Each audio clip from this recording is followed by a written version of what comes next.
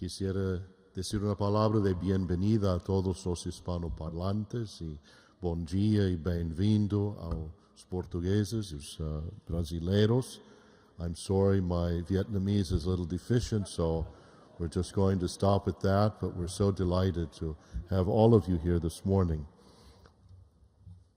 Recently, I was traveling, and a gentleman sat next to me on the plane and introduced himself as a deacon from Providence, Rhode Island, who happens to be a physician. His specialty is infectious diseases. He was on his way to New York with a Franciscan sister to get on the last flight to Monrovia, Liberia, in order to try and stem the epidemic of Ebola there. The Catholic hospitals have all been closed. Many of the doctors and nurses and religious have died of the contagion. And this deacon is leaving his wife and 5 children behind to go and help the church there reopen these hospitals and train medical personnel in the safety methods to prevent the contagion of this terrible disease. I was so touched by the courage and the generosity of this deacon, Dr. Timothy Flanagan, and it made me think of all of the wonderful deacons that I have met over the last 40 years. And in my lifetime, I've been privileged to see how this vocation of the permanent deacon has flourished in our church. I was in the seminary during the Second Vatican Council when the document Lumen Gentium was issued calling for the restoration of the permanent diaconate in the Latin Rite of the Catholic Church, which had disappeared in the Latin Rite of the Church in the 400s. When I was ordained in 1970, 1 year later, in 1971, the first group of 7 men were ordained as permanent deacons in the United States.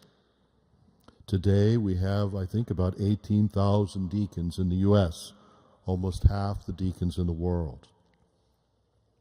As a young priest in Washington, I ran a diaconate training program in Spanish. As a new bishop in the West Indies, I named a deacon as my chancellor and ordained a man from the diaconate program as my successor and bishop of the Virgin Islands.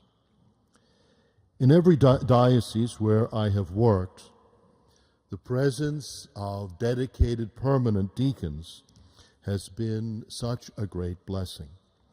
And so it is truly a joy and a privilege to gather here for this ordination. Our hearts are filled with joy and gratitude. We are grateful to God who calls these men to share in the diaconia of Jesus, the suffering servant who washes the feet of the disciples, to teach us how to serve with love and humility. We are grateful to the wives and children of these men for the generous support they have given to the vocations of our new deacons. You all know, of course, that in the Eastern Church and in our diaconate, marriage must always precede the ordination ceremony. And so I urge all of the deacons to take good care of your wives, because you'll not get another one. We thank Deacon Dan Burns, Deacon Pat Guarini, Sister Mary Reardon, Ruth Cox, and also all of those involved in the formation and preparation of our deacons. They do such a great service to the church. Our deacons are ordained to be ministers of charity, to serve at the table of the altar, to be ministers of the Word of God, and to build unity and communion among the members of the church. Unity is enhanced through our deacons, and particularly with this class, with Vietnamese, Brazilian, and Hispanic candidates who enrich our church. On your ordination day, I'd like to just hold up some attributes that are important in living your vocation of ministry in the church. When Father Spadaro, the editor of Civiltà Cattolica, interviewed Pope Francis, he asked the Holy Father what had attracted him to religious life. Pope Francis replied that three things struck him in the Argentine Jesuits that he knew. He was impressed by their missionary spirit, their sense of community, and the discipline of their lives. These are three attributes that are equally important in the life of anyone called to ministry or consecrated life. Our church exists to evangelize. The church is missionary, and our deacons must be missionaries. Our task as priests and deacons is to draw people to Christ. We do this by our own friendship with the Lord in prayer, in our interior life nourished by the sacraments. We also do it by our preaching and the witness of our lives. In a great part, a missionary succeeds by loving the people he has been sent to serve.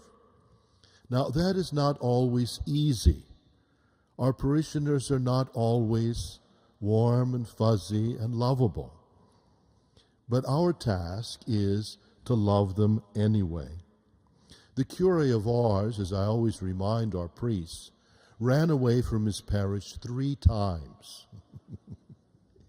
But his parishioners had the good sense to chase him down and bring him back. Jesus contrasts the good shepherd with the hireling. The good shepherd is the friend of the sheep.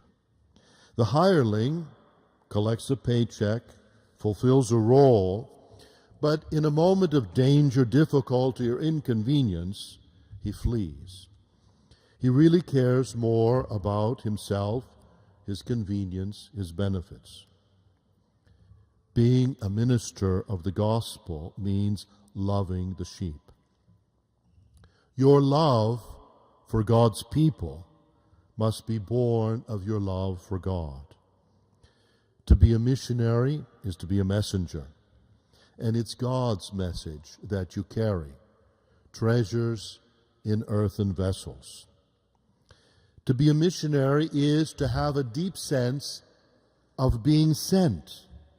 It's so important that each of you has a deep sense of your own vocation, of how much the Lord loves you and wants you to do his work. Your vocation to the diaconate is a calling to be a friend of Jesus, as today's gospel reminds us. Friends who lay down their lives, and spiritual fathers for God's people. People will listen to those who love them. When your people feel that you truly love them and are willing to make sacrifices for them, then they will accept your message. Brilliant arguments and syllogisms can help, but if you are not a friend, a missionary ready to sacrifice your life, your message will not be heard. The second characteristic is community. For a deacon, this means building an intentional brotherhood of deacons who care about each other and who take care of each other. In the second reading from Ephesians, St. Paul tells you to strive for unity. Our American culture is so competitive and individualistic, and sometimes that affects the way that we interact with each other. It's important to be committed to the work of true fraternity that will allow us to together build strong communities in our parishes. Our contemporary society is often very polarized. We see the political gridlock that has been caused in Washington. We must work for unity in our church, unity in our communities, unity between rich and poor, young and old, liberal, conservative, foreign-born and native-born.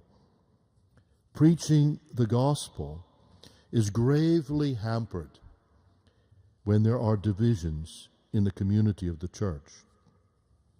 The first deacons were ordained precisely to make peace between the Greek-speaking and the Hebrew-speaking Christians of that early Christian community.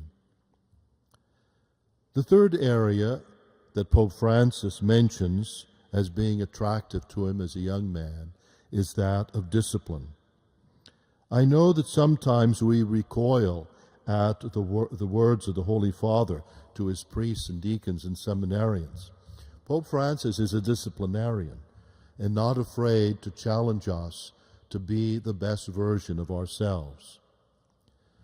But love depends on freedom. We can love only if we are free, and freedom is achieved through discipline and detachment in our lives.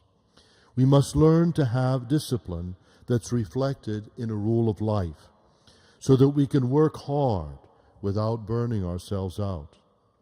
The greatest form of discipline is to use our time well.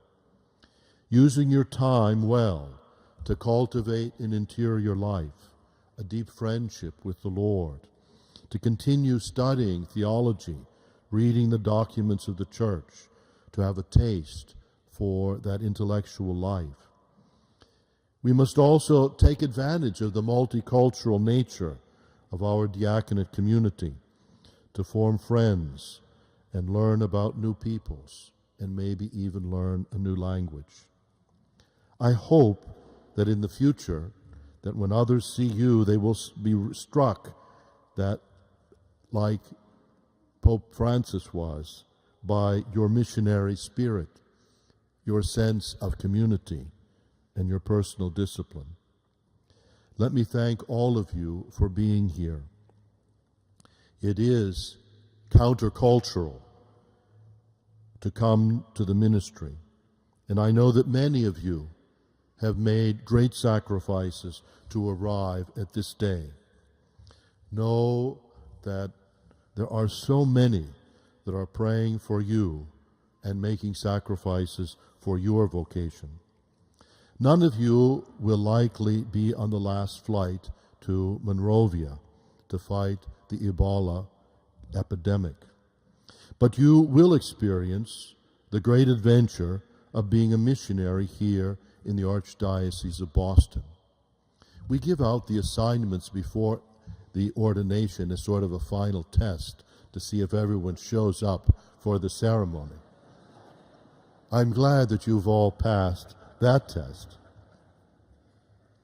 We commend you and your loved ones to Mary, the Mother of the Divine Shepherd, so that in service as deacons, you will truly be a reflection of Christ, who came not to be served, but to serve, that your love for the poor and the sick will be a witness of the Church's preferential love for the poor, and that you will be missionary disciples, heralds of a gospel of unity and joy. God bless you.